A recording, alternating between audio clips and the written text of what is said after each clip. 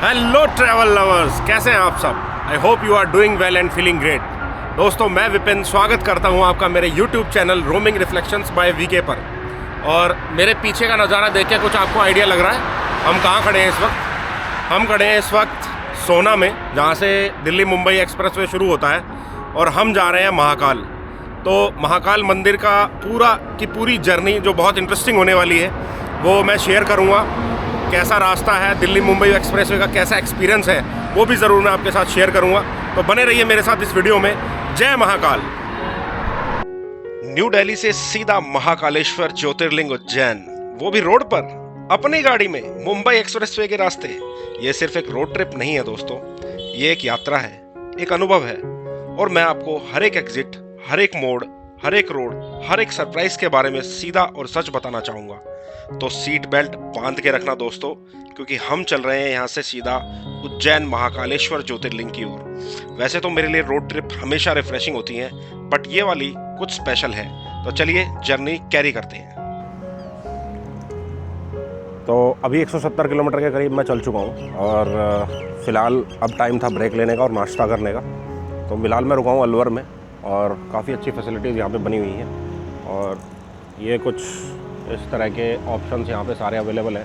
लगभग सारे ही famous food courts यहाँ पे अवेलेबल हैं। तो अब नाश्ता करके फिर निकलते हैं आगे की तरफ। तो नाश्ता पानी हो गया है, और अब यहाँ से चल पड़े हैं महाकाल की नगरी की तरफ। सीएनजी स्टेशन भी यहाँ पे अवेलेबल था, लेकिन उन्होंने कुछ बोला कोई इशू है, आधा पौना घंटा लगेगा। अब आधा पौने घंटे का अगर और 2 घंटा हो जाएगा तो उतना वेट नहीं कर सकते, क्योंकि हमारा रास्ता अभी काफ़ी दूर है। करीब 500 - 550 किलोमीटर का रास्ता अभी बचा हुआ है। तो नाश्ता पानी यहाँ पे करा, खाना अच्छा था। और इस मुंबई एक्सप्रेसवे पे उतनी अवेलेबिलिटी नहीं है जैसे बाकी और नेशनल हाईवेज़ पे होती है, कि हर 200-500 मीटर पे, 1000 मीटर पे आपको कुछ खाने पीने का ऑप्शन मिल जाए। तो वो अवेलेबिलिटी नहीं है यहाँ पे। यहाँ पे एक पर्टिकुलर स्ट्रेच के बाद ही जो है वेटिंग जोन्स बनाए हुए हैं, जहाँ पे ढाबे, पेट्रोल पंप, सीएनजी पंप, वो फैसिलिटीज़ अवेलेबल है। तो पूछा मैंने यहाँ पे, तो इन्होंने बोला कि सीएनजी आपको यहाँ से अब दौसा में मिलेगी। तो दौसा यहाँ से अभी करीब 50-55 किलोमीटर है, तो वहाँ डला लेंगे। तब तक पेट्रोल जिंदाबाद, परफॉर्मेंस के मज़े लेते हैं। तो अभी हम करीब चल चुके हैं 280 किलोमीटर, और रास्ता तो वैसे काफ़ी लंबा है, लेकिन रास्ते में एक जगह आई जो मुझे लगा देखने में बहुत ही खूबसूरत है, कि आप लोगों को भी दिखाना चाहिए। पीछे अभी बोर्ड गया था, ये मोरेल रिवर है, मोरेल नदी, और दूर दूर तक पानी भरा हुआ है। एक बार मैं बाहर का नज़ारा दिखाता हूँ किस तरह का है।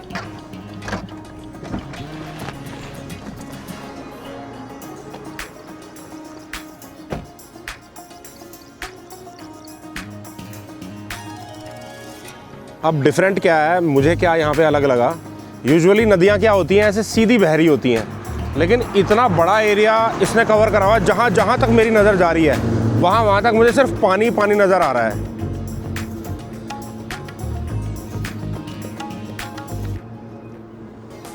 वैसे धूप बहुत तेज़ हो रही है, तो अभी यहाँ से निकलते हैं आगे की तरफ, क्योंकि रास्ता भी बहुत लंबा है।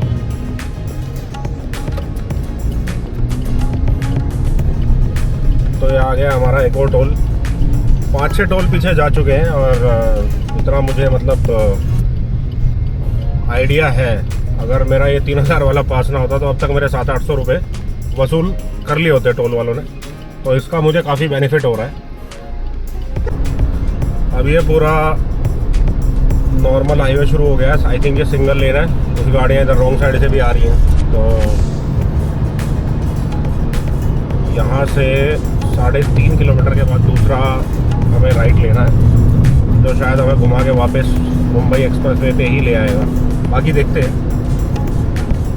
अब सामने जो बोर्ड आ रहा है उसके अकॉर्डिंग कोटा 125, और कोटा होके ही जाना है हमें।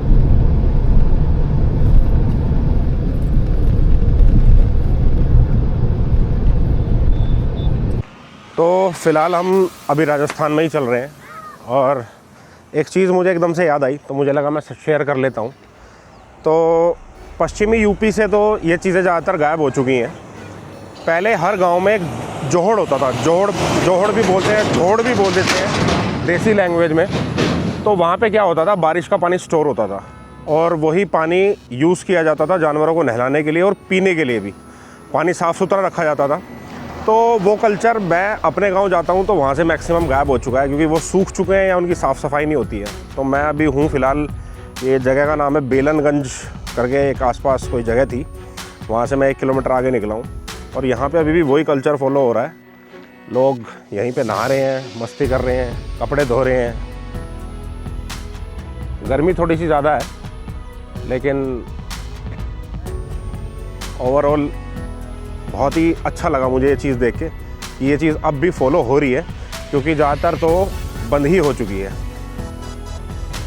तो अभी रास्ता काफ़ी लंबा बचा हुआ है, लगभग 340 किलोमीटर और पड़े हैं, और मैं चल रहा हूँ फ़िलहाल ये लोकल रास्तों पे, और बड़ा अच्छा लग रहा है यहाँ पे देख के। तो टिपिकल राजस्थानी चीज़ें यहाँ पे मिल रही हैं। अभी पीछे एक शॉप गई थी, मैं दिखाऊंगा आगे दोबारा आएगी तो वाली शॉप।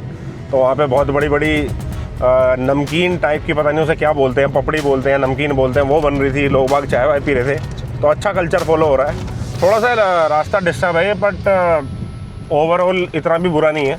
हाँ, स्पीड ब्रेकर ज़रूरत से ज़्यादा बना रखे हैं, तो रोड कंडीशन कहीं कहीं थोड़ी बहुत ख़राब है, अदरवाइज़ ओवरऑल ठीक ही है। और 8-9 किलोमीटर आगे यहाँ से कोटा लालसोट हाईवे वो हम पकड़ेंगे, और वो शायद मेन हाईवे है जिसे पकड़ के फिर हम आगे की तरफ बढ़ेंगे। दोस्तों, अब मैं इस जर्नी की सबसे इम्पोर्टेंट बात बताने जा रहा हूँ, दिल्ली मुंबई एक्सप्रेसवे का एक्चुअल रूट एक्सपीरियंस। बहुत लोग सोचते हैं कि वंस एक्सप्रेसवे स्टार्ट हो गया तो सीधा स्मूथ ड्राइव मिलती रहेगी टिल उज्जैन, बट रियलिटी थोड़ी डिफरेंट है। अभी एक्सप्रेसवे फुल सीमलेस कनेक्टेड नहीं है, इसलिए हमें टोटल 3 मेजर एग्जिट और री एंट्रीज लेने पड़ते हैं, और वही इस ट्रिप को एक्साइटिंग भी बनाता है और थोड़ा चैलेंजिंग भी। दिल्ली से सोहना और दौसा साइड तक एक एक्सप्रेसवे का एक्सपीरियंस एब्सोल्युटली प्रीमियम फील देता है, और आपको बम्पी रोड्स भी नहीं मिलती। वाइड लेंथ से स्मूथ टारमैक, कंट्रोल ट्रैफिक और अमेजिंग ड्राइव कंफर्ट। लेकिन पहला मेजर डिवीजन दौसा लस्कोट बेल्ट के आसपास स्टार्ट होता है, जहां हमने एक्सप्रेसवे से एग्जिट लेकर NH 148 और कुछ लोकल कनेक्टर रोड्स को यूज़ करना पड़ता है। यहाँ लोकल ट्रैफिक कंडीशंस मिक्स्ड मिलती हैं, कुछ पैचेस फ्रेशली पेव्ड हुए हैं, लेकिन बहुत सी जगह आपको ऐसी मिलेंगी जहाँ पे ब्रेकर्स बहुत ज़्यादा होंगे। फिर आगे कोटा साइड अप्रोच करते वक्त हम कोटा कनेक्टर और लोकल बाईपास सेक्शन यूज़ करते हैं, जहाँ कंस्ट्रक्शन जोन्स और सिटी ट्रैफिक की वजह से थोड़ी स्लोनेस फील होती है। यहाँ 2 लेन हाईवे भी मिलते हैं और ओवरटेकिंग केयरफुली करनी पड़ती है, स्पेशली हेवीली व्हीकल्स के अराउंड। इस सेक्शन का पॉजिटिव पार्ट ये है कि फूड अवेलेबिलिटी काफ़ी अच्छी है, और ऑनेस्टली राजस्थान हाईवे वाली चाय और पराठे का फील तो अलग होता है। मैं कुछ अपने घर से खाना कैरी करके ले जा रहा हूँ, तो अभी अपना तो चाय और पराठे का मूड नहीं है, लेकिन मेरे कुछ फ्रेंड्स आए थे जिन्होंने मुझे बताया कि हाँ, यहाँ मतलब बहुत अच्छा खाना मिलता है। तो अगर आपके पास टाइम है और आप फूड कैरी नहीं कर रहे हैं तो आप बिल्कुल उसको ट्राई कर सकते हैं। उसके बाद आगे हम बात करेंगे तीसरे एग्जिट की। तो 82 किलोमीटर चलने के बाद हाईवे पे फिर दोबारा कोटा की तरफ लेफ्ट नीचे उतर रहा हूँ, और फिर दोबारा थोड़ा सा लोकल रोड आएगा, देखते हैं किस तरह का एक्सपीरियंस रहता है। बाकी 82 किलोमीटर तो यूँ चुटकी बजाते ही कवर हो गए, क्योंकि दोपहर का टाइम है, रोड वैसे भी बिल्कुल खाली है। वैसे भी मुंबई एक्सप्रेसवे में ज़्यादा भीड़ नहीं होती, ट्रक्स वगैरह ही ज़्यादातर होते हैं, गाड़ियाँ तो कम ही होती हैं। और ओवरऑल जो ज़्यादा टाइम लगा था वो अंदर ही अंदर जब मैं घूम के आया था वापस, उसमें लगा था।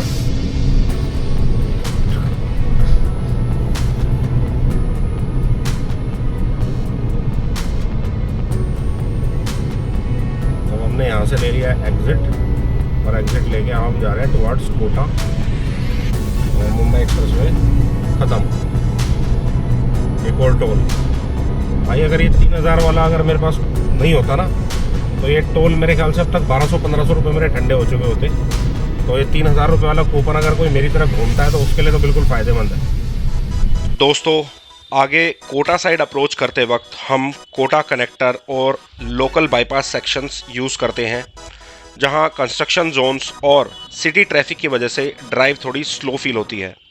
यहाँ थोड़ा पेशेंस रख के चलना पड़ेगा। यहाँ 2 लेन हाईवेज भी मिलते हैं और ओवरटेकिंग केयरफुली करनी पड़ती है, specially when heavy traffic is around.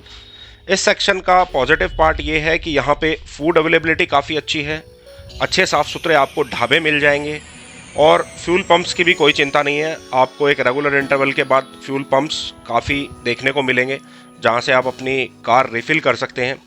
चाय पॉइंट्स, फैमिली रेस्टोरेंट्स, हर चीज़ की अवेलेबिलिटी है, तो ओवरऑल कोई ख़ास इशू आपको फील नहीं होता है। हालांकि जब आप यहाँ एंटर कर रहे हैं उससे पहले जब आप मुंबई एक्सप्रेसवे पे होंगे तो भी मुंबई एक्सप्रेसवे पे हर 20 किलोमीटर के बाद एक वेटिंग जोन बना हुआ है जो आप लेफ़्ट में रास्ता जाता है और वहाँ पे जाके आप अपने अकॉर्डिंग जिस भी तरह का आपको खाना पीना पसंद है आप चूज़ कर सकते हैं। और थर्ड और फाइनल डाइवर्जन जो आता है वो मध्य प्रदेश साइड एंटर करते वक्त आता है, जहां एक्सप्रेसवे कनेक्शन दोबारा ब्रेक होने की वजह से हम थोड़ा लोकल स्टेट हाईवेज और उज्जैन कनेक्टिंग रोड्स यूज़ करने पड़ते हैं। उस सेक्शन में मैं ये कहूँगा कि रोड कंडीशन काफ़ी बेटर है एज़ कम्पेयर टू जो पीछे दो अभी एग्जिट्स और एंट्रीज पॉइंट्स आते हैं।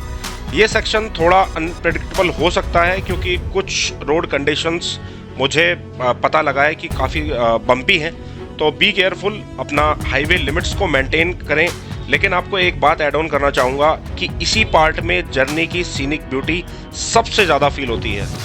आपके आसपास आपको ग्रीनरी भी थोड़ी बहुत देखने को मिलेगी क्योंकि मुंबई एक्सप्रेसवे पे तो आपको लेफ़्ट राइट में बिल्कुल सब कुछ खाली नज़र आता है, लेकिन ये वाला जो सेक्शन जब आप एंटर करेंगे तो आपको मज़ा आएगा। और सबसे मज़ेदार बात जो मैं आपके साथ शेयर करना चाहूँगा, इस पे आपको रिन्यूएबल एनर्जी के लिए विंड मिल्स भी देखने को मिलेंगे। मैंने इसके बारे में रिसर्च की थी और मैं बहुत एक्साइटेड हूँ कि मैं उस रूट पे जाते टाइम विंड मिल्स आपको चलते हुए देखने को मिलेंगे और ये अलग ही एक्सपीरियंस है। मेरे साथ तो बच्चे हैं और वो पहले से एक्साइटेड हैं कि वो बोल रहे हैं कि पापा हमने कभी विंड मिल नहीं देखा है। तो चलिए दोस्तों, कंटिन्यू करते हैं इस यात्रा को, बने रहिए मेरे साथ, सारी डिटेल्स आपके साथ मैं शेयर करूँगा। तो दोपहर के बज रहे हैं 2 और गाड़ी लगभग 600 किलोमीटर चल चुकी है और काफ़ी देर से मैं ढूंढ रहा था कोई अच्छी जगह कि जहाँ पे मैं रुकूँ, थोड़ा बहुत कुछ खा पी के और गाड़ी को भी थोड़ा रेस्ट दूँ, क्योंकि ये कंटिन्यूसली 300 किलोमीटर से चला ही रहा हूँ मैं और टेम्परेचर अराउंड 40 डिग्री के आसपास हो रहा है, तो थोड़ा व्हीकल को भी रेस्ट चाहिए होता है। तो ये मंदसौर के आसपास कोई ये जगह है, मैं एग्जैक्टली बता नहीं सकता। कुछ ऐसा साइन बोर्ड लगा नहीं हुआ है यहाँ पे सारे खाने पीने के फीचर भी, खाने पीने के ऑप्शंस भी अवेलेबल है। और अच्छी बात ये है, अगर कोई ईवी लेके आ रहा है तो यहाँ पे ईवी चार्जिंग स्टेशन भी बना हुआ है मेरे ठीक सामने। और पेट्रोल पंप की अवेलेबिलिटी तो अच्छी खासी है, लेकिन फूड ऑप्शन हर जगह अवेलेबल नहीं है। तो यहाँ पे हमें कुछ अच्छे फूड ऑप्शन दिख रहे हैं, काफ़ी सारे रेस्टोरेंट्स हैं, तो देखते हैं कहाँ हमें अच्छा लगेगा, जहाँ अच्छा लगेगा वहाँ खाएँगे। दोस्तों, जिस थर्ड एग्जिट की मैं बात कर रहा था उसे करोड उज्जैन हाईवे बोलते हैं और ये लगभग 120 किलोमीटर की रोड है जिसे आप कवर करते हुए आगे उज्जैन की तरफ बढ़ते हैं। एक बात बताना चाहूँगा, यहाँ से जर्नी कम रह गई है, most of the highway I already covered, but एक बात और है कि यहाँ से ही मुझे वाइब आनी शुरू हो गई है। जैसे जैसे मैं उज्जैन महाकाल की तरफ बढ़ रहा हूँ, मेरे गूज बम्प्स बढ़ रहे हैं, मेरा मन कर रहा है कि मैं फटाफट ये रास्ता कवर हो और किसी तरह वहाँ पहुँच जाऊँ। तो दोस्तों, जिस विंड मिल के बारे में मैं आपको बता रहा था कि मैं एक्साइटेड हूँ, बच्चे भी एक्साइटेड हैं, हमने कभी विंड मिल देखा नहीं है, ये डिस्कवरी पे या नेशनल ज्योग्राफिक पे हमने चलते हुए देखा है, तो ये हल्के हल्के दिखने शुरू हो गए हैं।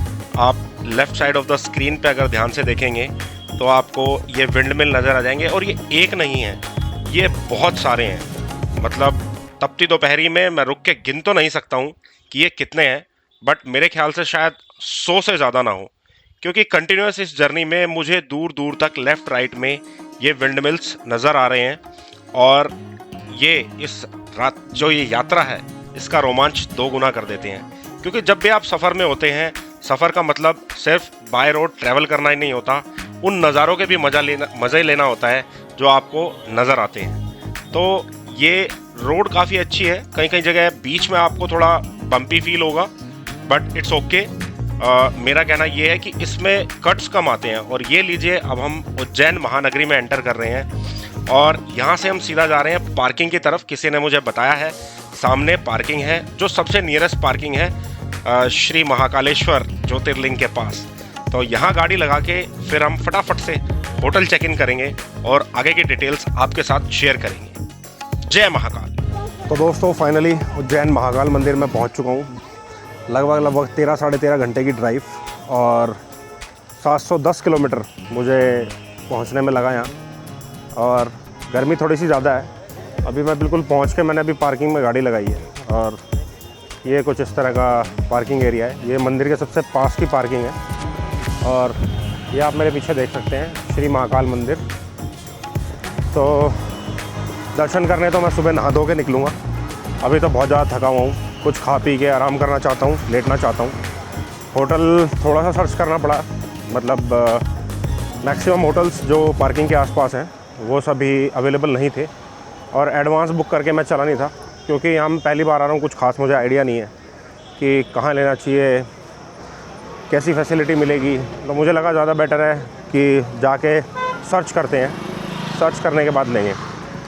तो यहाँ से लगभग 500 मीटर दूर मुझे वॉकिंग डिस्टेंस है पार्किंग से और मंदिर से, एक अच्छा होटल मिल गया है। चार्जेस भी नॉमिनल है। मैं होटल की डिटेल्स भी दिखाऊंगा कि किस तरह की फैसिलिटी है, किस तरह के रूम्स हैं। बाकी 2000 रुपये उन्होंने मुझसे चार्ज किए थे with extra bedding, AC room. तो मुझे बेटर ऑप्शन लगा वो, क्योंकि जो इसके नियर बाय थे, जो अच्छे होटल्स थे, जो वो मैक्सिमम सारे बुक हैं। ऑनलाइन भी मैंने चेक किया था, और बाकी जो थे वो नीट एंड क्लीन नहीं थे। तो थोड़ा दूर लेना ज़्यादा बेटर है। अगर जगह अपनी पसंद की ना हो तो फिर रुकने में मज़ा नहीं आता। वैसे मुझे देख के लग रहा था जैसे प्रॉपर्टी नहीं है, तो साफ़ सुथरा था, अच्छा है। बस प्रॉब्लम ये है कि उनके पास पार्किंग अवेलेबल नहीं है, बट 500 मीटर के डिस्टेंस पे पीछे पार्किंग है, तो प्रॉब्लम कुछ होनी नहीं चाहिए। वॉकिंग डिस्टेंस है। अभी मैं वहीं जा रहा हूँ, जाके फ्रेशन अप होऊंगा और कुछ खा के आराम करूँगा। तो चलिए दोस्तों, कल सुबह दर्शन के टाइम पे मिलते हैं। जय महाकाल। तो जैसा कि मैंने कहा था, और मैं हमेशा आपको जहाँ भी जिस प्रॉपर्टी में रुकता हूँ उसका एक टूर कराता हूँ, ताकि जब आप लोग मेरी रिकमेंडेशन पे कहीं आएँ तो आपको ज़्यादा ढूंढना ना पड़े, आप ज़्यादा परेशान ना हो। तो फ़िलहाल जो मैंने होटल लिया है वो है hotel Neelkanth hotel plus restaurant दोनों है। इनका इन हाउस रेस्टोरेंट भी है, तो आपको खाने पीने की भी अच्छी फैसिलिटी मिलेगी। और आपको एक बार दिखा देता हूँ मैं इसका फ्रंट व्यू, कुछ इस तरह का है। और मंदिर से सीधी रोड आ रही है, लगभग 500 मीटर दूर है, और यहाँ पे सारी खाने पीने की अच्छी फैसिलिटीज़ अवेलेबल हैं। रेस्टोरेंट्स वगैरह सब कुछ नियर बाय है, तो अपनी चॉइस के अकॉर्डिंग जो भी अगर आप खाना पीना चाहें तो वो भी खा सकते हैं। और ये इसका रिसेप्शन एरिया है। बाकी कॉन्टैक्ट डिटेल्स और लोकेशन मैं डिस्क्रिप्शन में डाल दूँगा एज़ यूजुअल। और यहाँ से इसका एंट्रेंस एरिया है, काफ़ी यूनिक लग रहा है ना, मुझे भी लग रहा था। तो ये लाइटिंग इन्होंने अभी जलाई है, जब मैं आया था तब नहीं जली हुई थी। और एक बार आपको रूम दिखा देता हूँ। ऊपर के फ्लोर्स के लिए लिफ्ट फैसिलिटी भी अवेलेबल है, तो अगर कोई आपके साथ बुज़ुर्ग हैं या कोई फिज़िकली डिसेबल है जो स्टेयर्स यूज़ नहीं कर सकते, तो बिल्कुल आप लिफ्ट का भी यूज़ कर सकते हैं। तो मैंने जो रूम लिया है वो है 004, लेकिन अंदर अभी बच्चों का खाना पीना चल रहा है, तो मैं आपको दूसरा रूम दिखा देता हूँ जो इसके ठीक बगल में है। और मुझे रूम बहुत अच्छा लगा, एकदम साफ़ सुथरा नीट एंड क्लीन रूम है। AC रूम है, और नॉमिनल चार्जेस हैं इसके, जो मुझे इन्होंने इनिशियली कहा था। एक्चुअली जो होटल्स स्टार्टिंग में थे पार्किंग के पास, वो 3000-3500 इसी तरह के साफ़ सुथरे कमरे इसी साइज़ के, कोई भी 3500 से 4000 के नीचे नहीं दे रहा था, लेकिन उन्होंने मुझे बहुत अच्छा रेट दिया। तो अगर आप रिकमेंडेशन से मेरे यहाँ आते हैं तो आपको भी कुछ ना कुछ डिस्काउंट मिलेगा। और ये भैया हैं, हेलो भैया, तो इन्होंने ही थोड़ा डिस्काउंट दिया था मुझे। वॉशरूम मेरी फ़र्स्ट प्रायोरिटी होती है कि वॉशरूम नीट एंड क्लीन होना चाहिए, जो कि आप देख रहे होंगे बहुत नीट एंड क्लीन है। तो ये था एक छोटा सा टूर होटल का जहाँ मैं रुका हुआ हूँ, और बाकी सुबह मिलते हैं महाकाल की आरती के साथ।